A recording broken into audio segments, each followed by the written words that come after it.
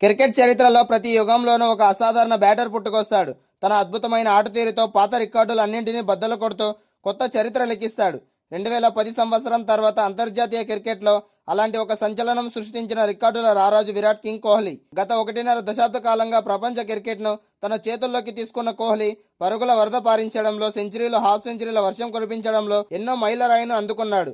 ప్రస్తుతం అంతర్జాతీయ క్రికెట్లో కొనసాగుతున్న ఆటగాళ్లందరిలోనూ అత్యధిక సెంచరీలు చేసిన మొనగాడిగా విరాట్ కోహ్లీ ప్రపంచ రికార్డు సృష్టించాడు. 3 ఫార్మాట్లలోనూ తన క్లాస్ చూపించి ప్రపంచంలోని మేటి బౌలర్లను సైతం బెంబేలెత్తించాడు. ప్రస్తుతం ఆడుతున్న క్రికెటర్ల గణాంకాలు పరిశీలిస్తే ఇంటర్నేషనల్ క్రికెట్లో అత్యధిక శతకాలు బాదిన టాప్ 7 బ్యాటర్ల జాబితాలో ఎందరో దిగ్గజాలు చోటు సంపాదించుకున్నారు.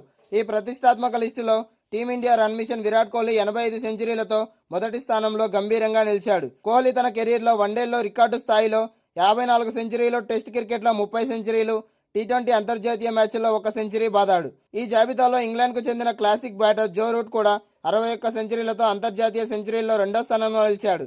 జో రూట్ ఇప్పటికే ఇంగ్లాండ్ తరపున అత్యధిక సెంచరీలు చేసిన రికార్డును తన పేరిట లెక్కించుకున్నాడు. ఈ ప్రత్యేకమైన లిస్టులో భారత జట్టు స్టార్ ఓపెనర్ మాజీ కెప్టెన్ రోహిత్ శర్మ 3వ స్థానంలో నిలిచాడు. హిట్ మ్యాన్ అంతర్జాతీయ క్రికెట్లో సెంచరీల హాఫ్ సెంచరీని అంటే 50 సెంచరీలను పూర్తి చేసుకున్నాడు. ప్రస్తుతం యాక్టివ్గా ఉన్న క్రికెటర్లో విరాట్ కోహ్లీ, జో రూట్ మినహా రోహిత్ శర్మ ఒక్కడే 50 లేదా అంతకంటే ఎక్కువ సెంచరీలు చేసిన ఘనత సాధించారు. అతని తర్వాత Australia run machine Steve Smith 49 సెంచరీలతో 4వ స్థానంలో కొనసాగుతున్నాడు. స్మిత్ ప్రస్తుతం రోహిత్ శర్మ రికార్డును బ్రేక్ చేయడానికి కేవలం ఒకే ఒక్క సెంచరీ దూరంలో ఉన్నాడు. ఈ జాబితాలో 5వ స్థానంలో పాకిస్తాన్ స్టార్ బ్యాటర్ బాబర్ అజం నిలిచాడు. అతని ఖాతాలో ప్రస్తుతం 32 అంతర్జాతీయ సెంచరీలు ఉన్నాయి. అలాగే దక్షిణాఫ్రికాకు చెందిన దూకుడు గల wicket keeper batter Quinton de Kock 31 సెంచరీలతో 6వ స్థానంలో నిలవగా, వెస్టిండీస్కు చెందిన ఆశా కిరణం షైహోప్ 25 సెంచరీలతో ఈ లిస్టులో 7వ స్థానంలో దక్కించుకున్నాడు. కింగ్ కోహ్లీ ఈ లిస్టులో అందరికంటే చాలా ముందున్నప్పటికీ అతను ఇప్పటికే టీ20 ఫార్మాట్ల నుంచి రిటైర్డ్ ప్రకటించాడు. ఈ నేపథ్యంలో క్రికెట్ దేవుడు సచిన్ టెండూల్కర్ నెలకొల్పిన 100 సెంచరీల మార్కును విరాట్ కోహ్లీ బ్రేక్ చేయడం ఇకపై దాదాపు అసాధ్యమే చెప్పాలి. ఎందుకంటే విరాట్ కోహ్లీ ఇప్పుడు కేవలం వన్డే ఫార్మాట్లో మాత్రమే దేశానికి ప్రాతినిధ్యం వహిస్తున్నాడు. వన్డే ప్రపంచ కప్ గెలవాలని పట్టుదల మీద ఉన్న రోహిత్ శర్మ అందుకోసం టీ20 టెస్టులకు దూరమయ్యాడు. అయితే ఇప్పుడు అతని కళ చెదిరేలా కనిపిస్తోంది. 3వ వన్డే తర్వాత అతడు టీమిండియాలో కనిపించడంతో వార్తలు వస్తున్నాయి. తొలి 2 వన్డేల్లో రోహిత్ శర్మ నిరాశపరిచాడు. రెండో వన్డేలో 47 బంతుల్లో కేవలం 26 పరుగులు మాత్రమే చేశాడు.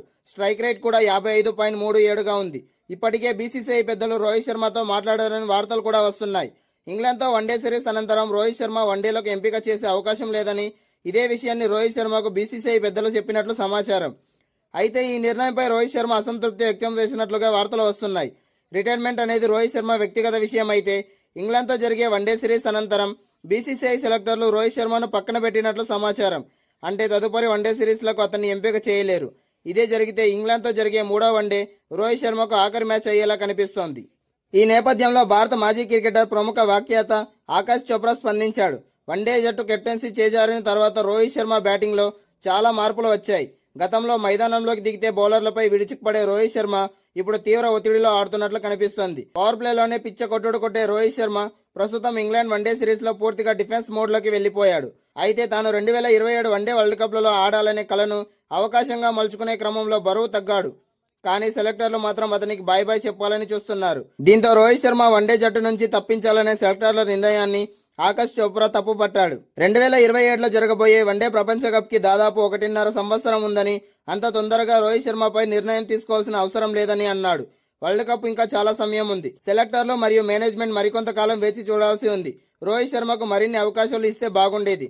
అతనికి ఫిట్నెస్ కూడా చాలా బాగుంది. అలాంటప్పుడు అంత త్వరగా అతన్ని పంపించేయాలని చూడడం సరికాదని ఆకాష్ చోప్రా అన్నాడు.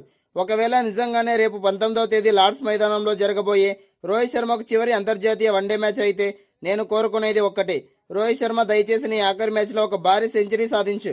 క్రికెట్ మక్కాగా పిలిచే లార్డ్స్ వేదికగా నిజమైన లార్డులాగా అదరగొట్టు. ఇన్నాళ్ళు వన్డే క్రికెట్లో ఒక రారాజులాగా ఎలా శాసించావో అదే రాజసంతో ఈ వన్డే ఫార్మాట్కు ఘనంగా గుడ్ బై చెప్పంటూ ఆకాష్ చోప్రా అన్నాడు.